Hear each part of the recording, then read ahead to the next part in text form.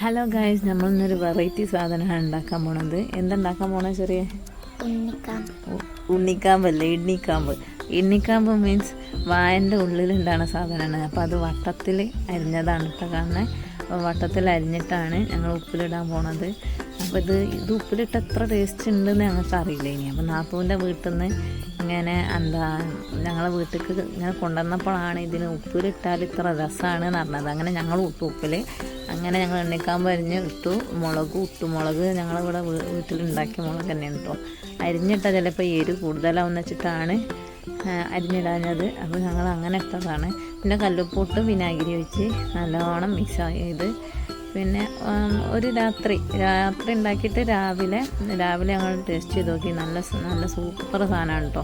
നമ്മൾ ഈ സുർക്കയ്ക്ക് വെള്ളമൊന്നും പാരണില്ല, സുർക്ക മാത്രമേ ഉള്ളൂ.